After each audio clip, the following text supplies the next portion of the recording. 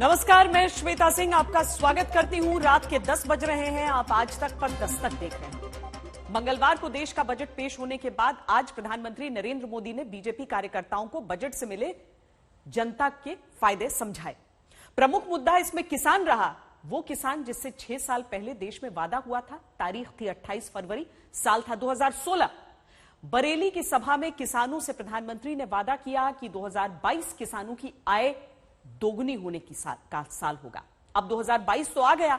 इस साल को खत्म होने में अभी 10 महीने 27 दिन बाकी हैं। सरकार कहती है कि डबल आय के लिए डबल कोशिश जारी है, लेकिन क्या किसानों की आय 2022 खत्म होने तक दोगुनी हो जाएगी? देश का किसान एक प्रकार से श्रम का देवता है। 6 साल पहले की बात है। तारीख थी 28 फरवरी 2016। जल की भी चिंता हो। उत्तर प्रदेश के बरेली में किसान कल्याण रैली का मौका था। प्रधानमंत्री के साथ तत्कालीन कृषि मंत्री राधा मोहन सिंह मौजूद थे। हमारे देश में आजादी के बाद 6 साल पहले प्रधानमंत्री ने किसानों की इसी रैली में अपने एक सपने को अगले 6 साल में पूरा करने की बात कही। पहले उस बात को याद करिए। गांव के लोगों को उसकी आय पहुंचे। 2022 जब आजादी के 75 साल होंगे, तब तक हम किसान की इनकम को 2 गुना कर देंगे, उसकी आय 2 गुना कर देंगे। क्या ये काम हम कर सकते हैं? भाइयों बहनों, हो सकता है किसान की आय डबल हो सकती है। हो सकती है किसान की आय डबल हो सकती है। 2022 में किसान की आय डबल करनी चाहिए कि नहीं करनी चाहिए? यहां तक पहुंचना चाहिए कि नहीं पहुंचना चाहिए? 2016 से अब 2022 आ चुका है। इस दौरान लगातार किसानों की आय 2022 तक दोगुनी होने की बात कही गई। 2022 आजादी के 75 साल हो रहे हैं। हमारा सपना है किसानों की आय दोगुनी करना। 2022 तक किसान की आमदनी दोगुनी हो जाए, इसका पूरा अभियान पूरे देश भर में राज्य सरकारों और किसानों के साथ मिलकर केंद्र सरकार चला रही है। अपने अन्नदाता किसानों के सम्मान की रक्षा करने और उनकी आमदनी को आपकी भावना के अनुरूप दोगुना करने के इस कार्यक्रम को आगे बढ़ाने के लिए उत्तर प्रदेश सरकार पूरी प्रतिबद्धता के साथ कार्य कर रही है। 2022 में अब किसानों की हकीकत क्या? आय दोगुनी हुई या मुसीबत जस की तस, या फिर डबल इनकम की तरफ कदम बढ़ रहे हैं? पहले इस तस्वीर को देखिए। पानी की एक टंकी है, ऊपर चढ़कर बैठा हुआ शख्स एक किसान है, चिंता अपनी जमीन छिन जाने को लेकर।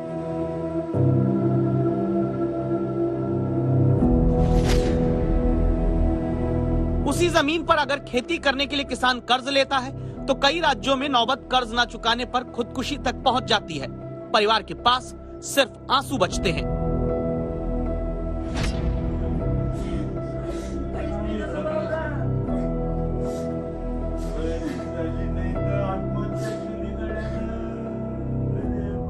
यह अगरबत्ती उस किसान की तस्वीर के आगे जल रही, जहां 11 महीने के भीतर अकेले महाराष्ट्र में अकोला के गणेश मुरकर जैसे 2500 किसान जान दे चुके हैं।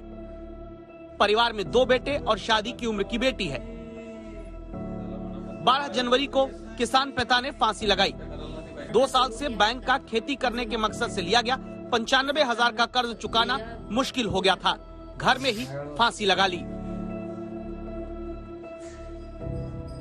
हम गरीब यहाँ वहाँ से पैसा इकट्ठा करते हैं और खेती में लगाते हैं। खेती में कुछ उगता नहीं तो हम क्या करें?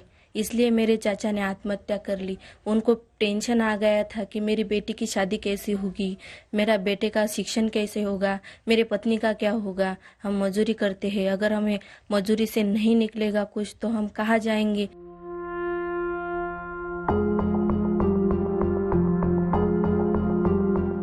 किसान जिस खेती के लिए कर्ज लेता है, मौसम की मार के कारण सही फसल न हो पाने पर पैसा चुकाना मुश्किल हो जाता है। घर चलाने की चिंता भारी लगने लगती है। आय क्योंकि इतनी नहीं होती कि किसान घर भी चला पाए। राष्ट्रीय सांख्यिकी कार्यालय के 2019 के सर्वे के मुताबिक किसानों की देश में औसत मासिक आय 10,218 रुपए है। 2013 के सर्वेक्षण में किसानों की देश में औसत मासिक आय 6,426 रुपए बताई गई थी। इस हिसाब से 9 साल में किसानों की औसत मासिक आय में 3,792 रुपए बढ़े, लेकिन 6 साल में दोगुनी करने वाले दावे के मुताबिक आय किसान की डबल कब होगी? ये सवाल बजट पेश होने के बाद वित्त मंत्री और उनके अधिकारियों के सामने भी आया। So if you look at the amount of minimum support prices that have been handed out to farmers in terms of the food grains procured from them, as well as the quantity of food grains procured from farmers, it does suggest very strongly that we are well on the way to helping farmers substantially improve their income. सरकार कहती है किसानों की आय दोगुनी करने के लिए तमाम योजनाएं चल रही हैं। ये बात भी सही है, क्योंकि 28 फरवरी 2016 को किसानों की आय 2022 तक दोगुनी करने का सपना देश के लिए देखने के बाद अप्रैल 2016 में इसी उद्देश्य को हासिल करने के मकसद से अंतर मंत्रालयी कमेटी बनाई गई। फिर सरकार की बनाई कमेटी ने 2022 तक किसानों की आय दोगुनी करने की कार्यनीतियों की रिपोर्ट 2 साल के भीतर यानी 2018 में जमा कर दी।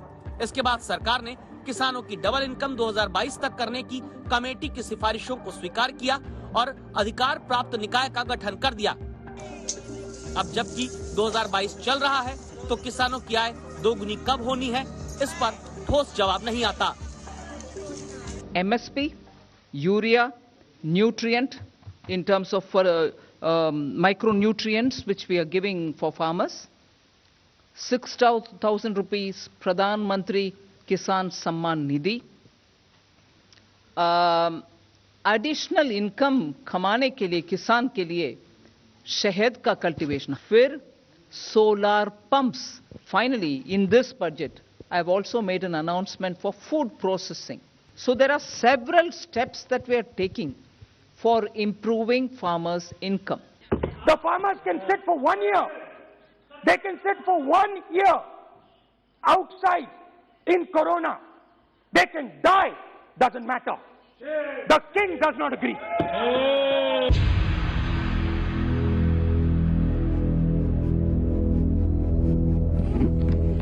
किसान की समस्याएं एक नहीं अनेक, एकदम मुसीबतों का झुंड किसान के घर, परिवार और खेत पर, बिल्कुल ऐसे ही जैसे आवारा छुट्टा घूम रहे गोवंश हैं। उत्तर प्रदेश के कई इलाकों में आपको सुबह सुबह ये दौड़ दिखाई पड़ेगी। ये कोई प्रतियोगिता का माहौल नहीं है, दरअसल ये फिक्र है अपनी फसल बचाने की। हम सुल्तानपुर से गुजर रहे थे तो पहली तस्वीर दिखाई पड़ी, सुबह तड़के ये जो जानवर हैं, आवारा पशु, सीधे खेतों में घुसने लगे। कहीं पर ये चरागाहों में रहते हैं, कई जगह पर गौशालाओं में, लेकिन सुबह सुबह ये कहां से आते हैं, किसके पशु हैं, ये कोई नहीं जानता। अब ये खेतों में आते हैं, चर जाते हैं खेतों को, फसल खराब कर देते हैं। और सबसे ज्यादा मुश्किल होती है गांव वालों को कि इस कड़कती ठंड में भी या तो रात भर उन्हें जागकर रखवाली करनी होती है, और या फिर सुबह सारा काम धाम छोड़ करके वो इन आवारा पशुओं के पीछे डंडा लेकर निकलते हैं ताकि उनको अपने खेतों से निकाल सकें। तो कितना नुकसान हो रहा है आप लोग के इलाके? जबरदस्त नुकसान हो रहा है, इसकी भरपाई नहीं संभव है। चुनावी राज्य उत्तर प्रदेश में किसानों की एक ऐसी समस्या को आप अभी अपनी टीवी स्क्रीन पर देख रहे हैं जो किसानों के बीच बड़ा मुद्दा बनी है। ऐसी एक नहीं, सैकड़ों समस्याओं का बोझ हर राज्य में किसान के सिर माथे पर। समस्याओं से जूझते किसान के लिए सरकार का दावा तमाम योजनाओं का, जिनमें से एक है किसान सम्मान निधि। इस साल के बजट में पीएम किसान सम्मान निधि के तहत 68,000 करोड़ रुपए का प्रावधान किया। 68,000 करोड़ रुपया सीधे डायरेक्ट बेनिफिट ट्रांसफर के द्वारा किसान के जेब में पहुंचने वाला है। और ये राशि भी पिछले साल की अपेक्षा ज्यादा है। इसका लाभ भी देश के 11 करोड़ से अधिक किसानों को होगा। और छोटे किसान के लिए तो ये रकम बहुत बड़ी होती है, उसको खेती में कुछ करने के लिए हिम्मत देती है। साल में 3 किश्त में 6,000 रुपए किसान को मिलते हैं, लेकिन क्या इससे किसान समर्थवान हो जाता है? अन्नदाता कब तक दोगुना कमाएगा, उससे पहले जान लीजिए कितना अभी कमा पाता है। कृषि मंत्रालय की तरफ से दिए गए जवाब के मुताबिक 2019 तक उत्तर प्रदेश में किसान की औसत मासिक आय 8,061 रुपए, जबकि फसल और पशुपालन पर महीने का खर्च औसत 3,433 रुपए, यानी उत्तर प्रदेश के किसान के पास औसत महीने में इसके बाद 4,628 रुपए बचते हैं। उसमें परिवार भी चलाना है बच्चों की पढ़ाई, घर वालों की दवाई, सब कुछ करना है। मध्य प्रदेश में किसान की महीने की औसत आय 2019 के सर्वे के मुताबिक 8,339 रुपए। इसमें खेती पशुपालन का औसत खर्च महीने का 3,807 रुपए। फिर परिवार चलाने के लिए किसान के पास महीने में 4,532 रुपए होते हैं। क्या इतने कम पैसे में कम से कम 4 लोगों का परिवार चल सकता है? राजस्थान में किसानों की आय महीने के 12,520 रुपए बताई जाती है, जिसमें से महीने में फसल उत्पादन और पशुपालन पर 4,134 रुपए खर्च होते हैं। यानी परिवार पालने और घर चलाने के लिए 8,386 रुपए बचते हैं। महाराष्ट्र में दावा है किसान महीने के 11,492 रुपए कमा पाता है। खेती और पशुपालन पर खर्च 4,990 रुपए का है। परिवार चलाने के लिए 6,502 रुपए बचते हैं। क्या इसी रकम में घर चलाकर किसान अपना कर्ज भी चुका सकता है? निश्चित बात है कि नहीं। यही कारण है आरटीआई से मिली जानकारी ने बताया महाराष्ट्र में ही 11 महीने में 2,500 किसानों को खुदकुशी करनी पड़ी। इसीलिए सरकार देश में तमाम कोशिश करती है ताकि किसान मजबूत हों। जैसे अब 2,37,000 करोड़ रुपए की एमएसपी सीधे किसानों के खाते में भेजा जाएगा। दावा है कि किसानों से खरीद में कई गुना इजाफा किया गया है। पीएम किसान सम्मान निधि के जरिए आय में सहायता दी जा रही है। प्रधानमंत्री फसल बीमा योजना में फसल खराब होने पर मुआवजा दिया जाता है। फिर भी देश के किसानों पर 16,80,000 करोड़ रुपए का कर्ज है। 7 राज्यों में 1 लाख करोड़ रुपए से ज्यादा का कर्ज किसान के सिर पर है। सरकार कहती है किसान को मजबूत करने के लिए तमाम योजनाओं के साथ खाद पानी हर सुविधा दी जा रही है।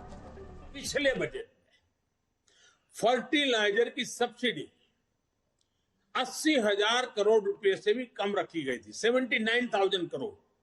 अब जहां हम करीब 80,000 करोड़ का प्रावधान किया था, हमें 60,000 करोड़ और लगाने पड़े।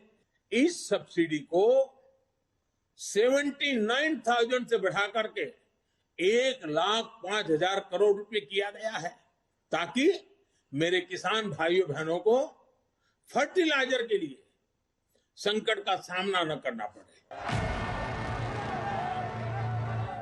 फर्टिलाइजर के लिए सरकार कोशिश करती है, तो फिर ये नौबत बीच में क्यों आती है, जब पिछले साल बुआई के बाद खाद पाने के लिए मध्य प्रदेश, राजस्थान, उत्तर प्रदेश समेत कई राज्यों में किसान को लाठी खानी पड़ी। इसका क्या ये मतलब नहीं कि योजनाएं भले तमाम हों, लेकिन उनका पूरा लाभ हर राज्य में किसानों तक नहीं पहुंच पाता? क्या इसी कारण 2022 तक किसानों की आय दोगुनी करने का लक्ष्य करने के बाद भी अभी किसानों की आय में बहुत बड़ा बदलाव नजर नहीं आता? अकोला से धनंजय सांबले और नागपुर से योगेश पांडे के साथ आशुतोष मिश्रा, सुल्तानपुर आज तक। कल बजट आया और आज सुबह आत्मनिर्भर भारत वाले बजट पर प्रधानमंत्री ने बीजेपी कार्यकर्ताओं से चर्चा की। शाम को संसद में राष्ट्रपति के अभिभाषण पर चर्चा के दौरान राहुल गांधी बोलने खड़े हुए। कहा कि चुनाव आयोग, सुप्रीम कोर्ट, पेगासस के जरिए राज्यों की आवाज दबाई जा रही है। तुरंत कानून मंत्री किरण रिजिजू ने लोकतंत्र की अहम संस्थाओं पर सवाल उठाने के लिए राहुल गांधी से माफी मांगने को कहा। सुबह बजट के आधार पर जो प्रधानमंत्री ने कहा और शाम को सरकार को कैसे राहुल गांधी ने घेरा, इसे एक साथ आप देखिए।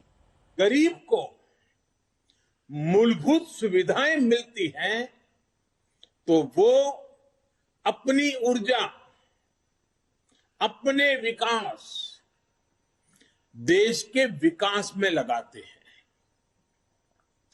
इस बजट का भी फोकस गरीब, मिडिल क्लास और युवाओं को बुनियादी सुविधाएं देने और आय के स्थायी समाधानों से जोड़ने पर है। यूपीए की सरकार ने 23 करोड़ लोगों को गरीबी से निकाला था 10 साल में।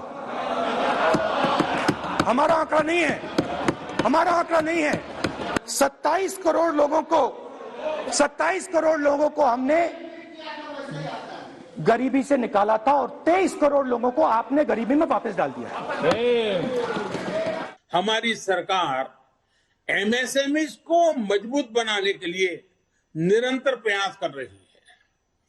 कोरोना काल में हमने छोटे उद्यमियों को ध्यान में रखते हुए इमरजेंसी क्रेडिट गारंटी स्कीम शुरू की थी।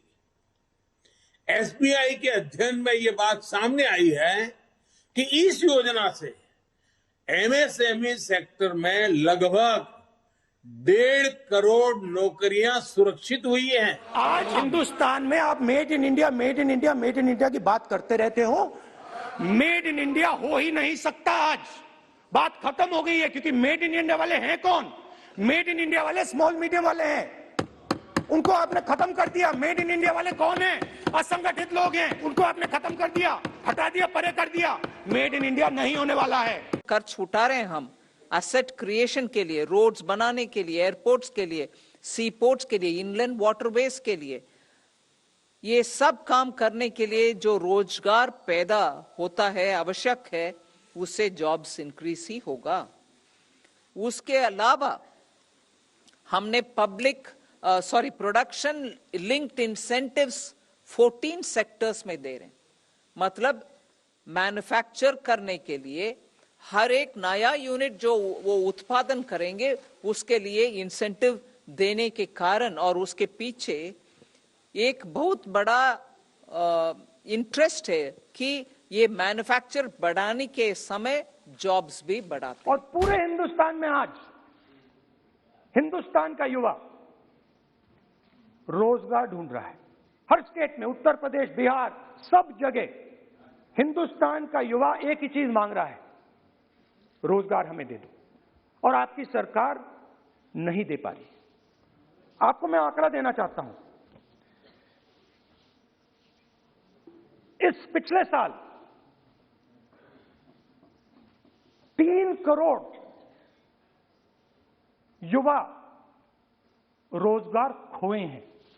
The judiciary, the election commission, Pegasus, these are all instruments of destroying the voice of the Union of States. To accuse and to abuse Indian judiciary from the floor of the Parliament House, it is beyond my words of condemnation. So Mr. Rahul Gandhi should immediately tender an unconditional apology before the people of India and to the Indian judiciary and the Election Commission. जनता को ईमानदार शासन का भरोसा देने वाले दल उम्मीदवार कैसे उतारते हैं, यह आपको जानना जरूरी है। यूपी में पहले चरण के उम्मीदवारों में 12 कैंडिडेट महिला अपराध से जुड़े हैं। 6 उम्मीदवारों पर हत्या, 30 कैंडिडेट के खिलाफ हत्या की कोशिश का केस चल रहा है। हर पार्टी ने आपराधिक केस वाले उम्मीदवारों पर ही भरोसा जताया है। पहले चरण में इस मामले में समाजवादी पार्टी नंबर 1 पर चल रही। आज भी कहते हैं, कह रहे आने दीजिए सरकार।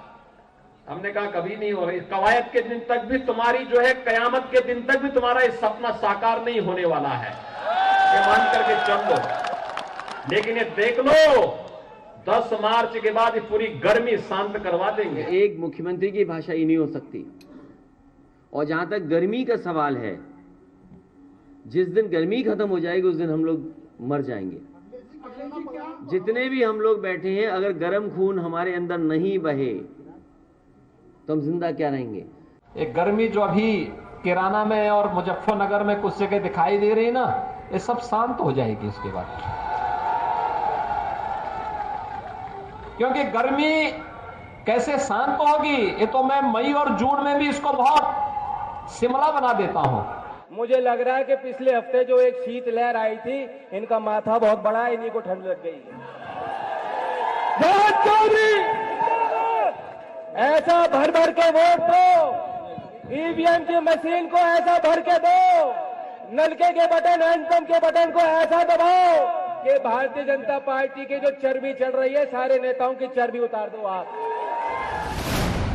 10 फरवरी को पहले चरण की वोटिंग से पहले बीजेपी और समाजवादी पार्टी गठबंधन के बीच इसी गर्मी के बीच नारा भाईचारा बनाम भाजपा का अखिलेश यादव देते हैं। लेकिन ईमानदारी से जनता को सत्ता पाकर शासन का भरोसा देने वाले दलों का भाईचारा है किससे, ये देख लीजिए। पहले चरण के कुल 615 उम्मीदवारों में से 25% यानी 165 प्रत्याशी ऐसे हैं जिन पर आपराधिक मामले दर्ज हैं।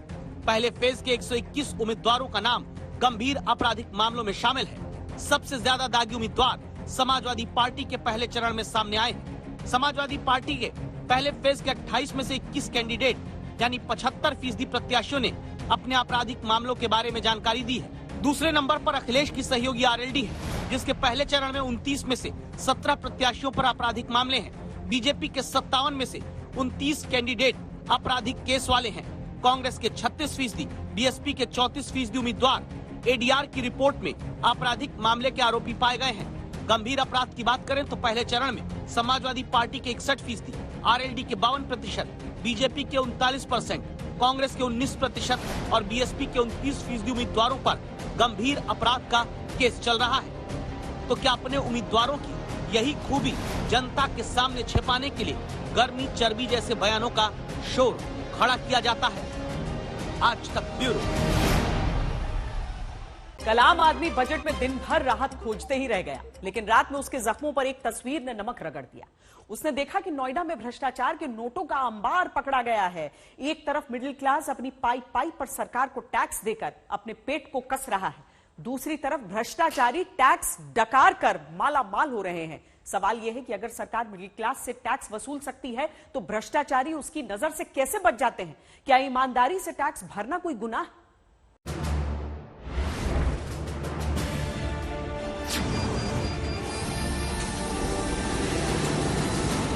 भारत के ईमानदार लोग ये तस्वीर और ये आवाज कभी नहीं भूल सकते। कभी नहीं भूल सकते कि कैसे कानपुर के एक कारोबारी के घर से 250 करोड़ से ज्यादा कालाधन मिला था, जिन्हें गिनने के लिए मशीनें लगानी पड़ी थी। लेकिन दुर्भाग्य है कि भारत के ईमानदार लोगों को चिढ़ाने वाली तस्वीरें उनका पीछा नहीं छोड़ती। 1, 2, 3, 4, 5, 6, 7, 8, 9, 10, ये 20 गड्डियां हैं। ये नोट भारत के मिडिल क्लास से धोखे का ताजा सबूत है। भ्रष्टाचार की काली कमाई भारत के उस कमाऊ पूत से भद्दा मजाक है जो पूरी ईमानदारी से हर साल सरकारी खजाने में टैक्स जमा करता है ताकि देश चल सके।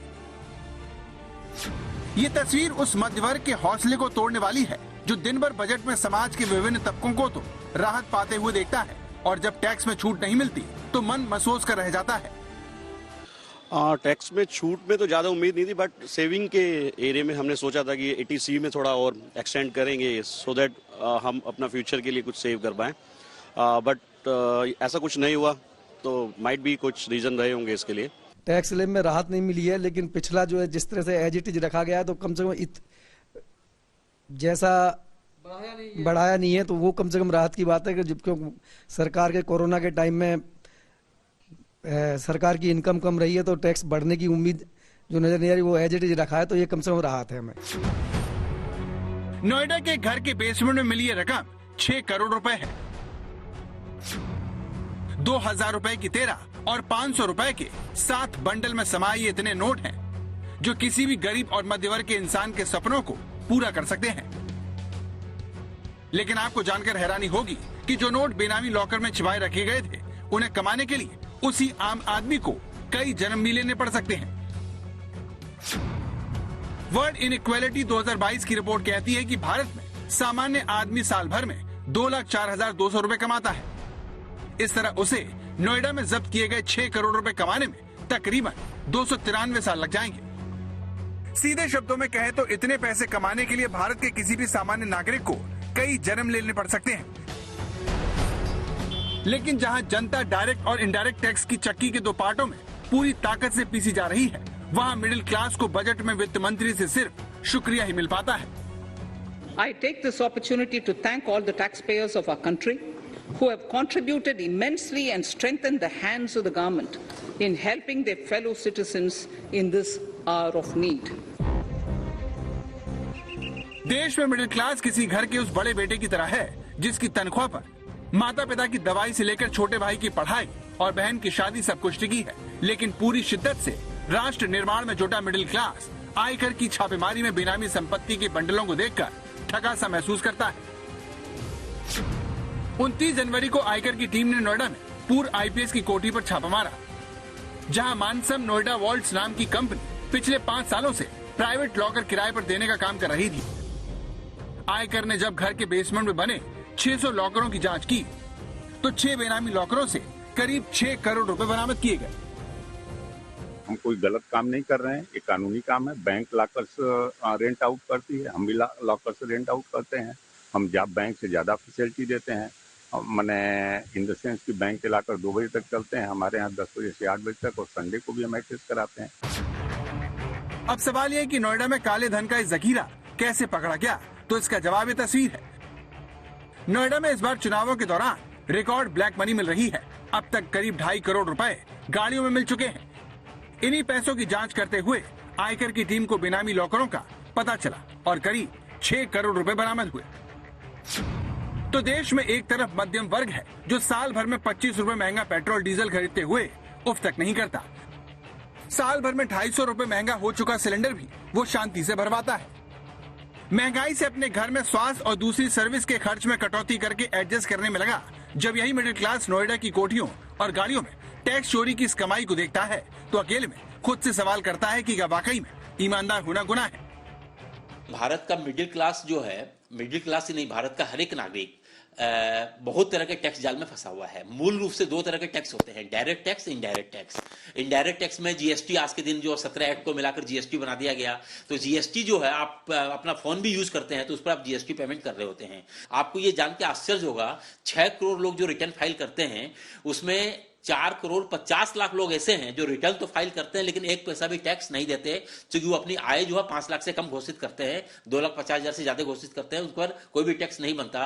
केवल 1.5 करोड़ लोग ऐसे हैं जो रिटर्न फाइल करते हैं और टैक्स भी देते हैं। आपको यह जानकर और भी आश्चर्य होगा कि भारत में केवल 62,000 लोग ऐसे हैं जिनकी जो रिटर्न फाइल करते हैं जिनकी आय 1 करोड़ से ज्यादा है जिनकी आय।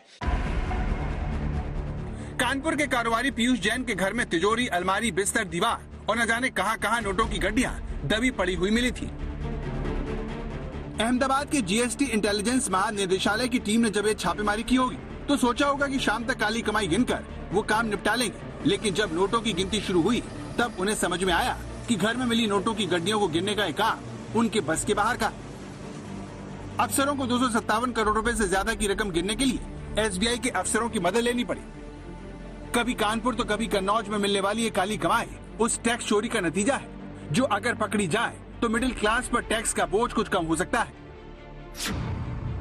द टैक्स जस्टिस नेटवर्क ने अपनी एक स्वतंत्र रिसर्च में दावा किया है कि भारत में सालाना 70,000 करोड़ रुपए की टैक्स चोरी होती है।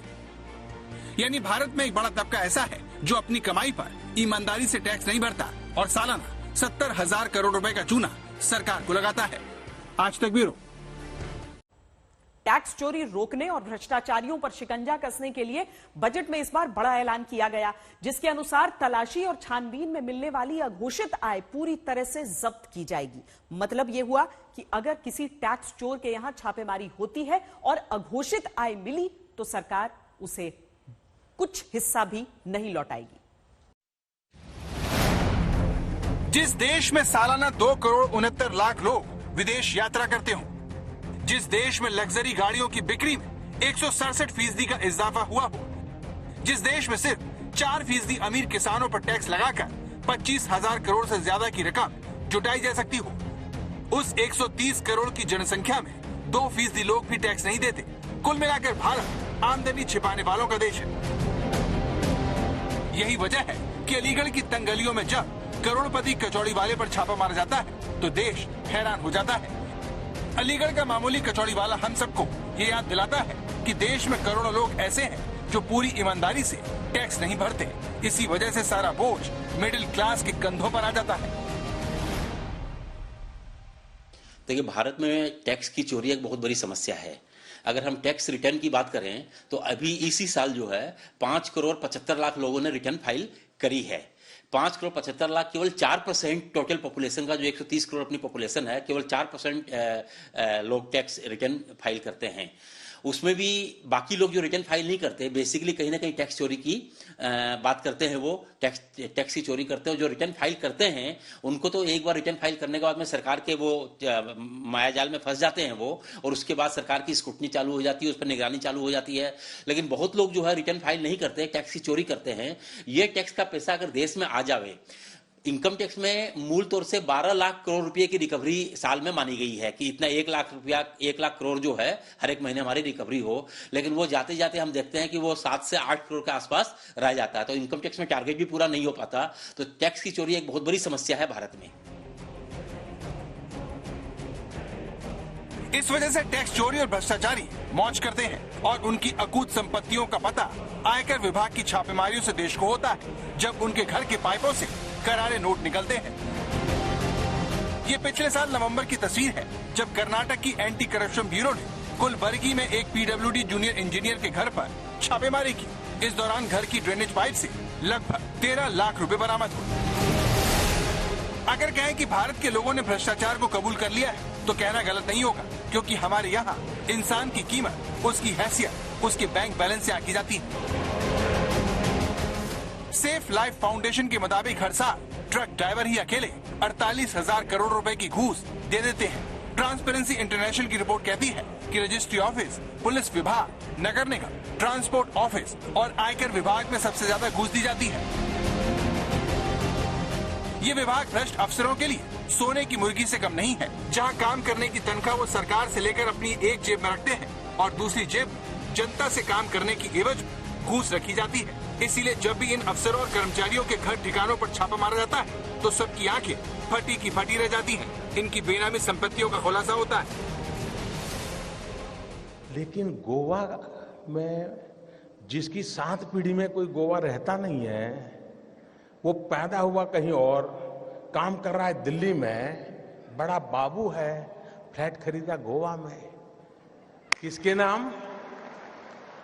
खुद के नाम खरीदते हैं क्या? औरों के नाम से खरीदते कि नहीं खरीदते लोग? हमने कानून बनाया, जो भी बेनामी संपत्ति होगी, दूसरे के नाम की संपत्ति होगी, हम कानूनन अब उस पर हमला बोलने वाले। ये संपत्ति देश की है, ये संपत्ति देश के गरीब की है, और मेरी सरकार सिर्फ और सिर्फ देश में से गरीबों की मदद करना मेरा कर्तव्य मानती है, और मैं उसको करके रहूंगा। भारत में भ्रष्टाचार और टैक्स चोरी की सबसे बड़ी वजह असंगठित क्षेत्र भी है, जिन्हें चलाने वाले कारोबारी अक्सर अपनी कमाई का हिसाब सरकार को नहीं देते। इसमें सालाना करोड़ों रुपए कमाने वाले मिठाई वाले से लेकर कचौड़ी की छोटी दुकान चलाने वाला शामिल है, जो अपनी आय छिपाने के लिए संबंधित अफसरों को घूस देते हैं और भ्रष्टाचार को बढ़ावा देते हैं। मिडिल क्लास की अगर आप बात करें तो सबसे बड़े तो ये इनडायरेक्ट टैक्स हैं। सरकारी अफसरों का जो सैलरी है तक है, तो उनका तो हर महीने टैक्स कट जाता है। और जहां तक करप्शन का सवाल है, करप्शन के लिए हर स्टेट में एंटी करप्शन ब्यूरो है, और सेंट्रल लेवल पे ये CBI है, और कुछ केस जो है वो ED भी देखती है। तो जो करप्शन है, इसको मिटाने का काम जो है इनकम टैक्स का मेन नहीं है। इसका काम मेन जो है ये CBI, ED, ACB इस तरह की एजेंसी का है। तो अगर हम करप्शन, अगर आप इस परिप्रेक्ष्य में देखें, तो ये इनकम टैक्स की समस्या कम है, बल्कि इन एजेंसीज को अगर ज्यादा इफेक्टिव हो तो गवर्नमेंट में करप्शन रुकेगा। दुनिया भर के देश अपने ईमानदार टैक्स पेयर्स का सम्मान करते हैं, लेकिन भारत में टैक्स देने वाले लोग जब टैक्स चोरी करने वालों को मौज उड़ाता देखते हैं तो वो परेशान हो जाते हैं। इसीलिए अगर टैक्स देने वालों का दायरा बढ़ता है तो सरकार की आय में इजाफा होगा, और शायद तब मिडिल क्लास को बजट से निराशा हाथ नहीं लगेगी। वरुण सिन्हा, दिल्ली, आज तक। दरअसल भारत में भ्रष्टाचार को स्वीकार कर लिया गया है एक तरह से। आप भी न जाने कितने लोगों को जानते होंगे जो करप्शन करते हैं, टैक्स चोर हैं, लेकिन समाज में उनकी बड़ी हैसियत भी है। जब तक टैक्स चोरी करने वालों को दुत्कारा नहीं जाएगा, समाज उनसे दूरी नहीं बनाएगा, किसी भी सिस्टम के लिए अकेले इस समस्या का समाधान करना बहुत मुश्किल होगा। दस्तक में आज के लिए इतना ही। देश और दुनिया की बाकी खबरों के लिए आप देखते रहिए आज तक।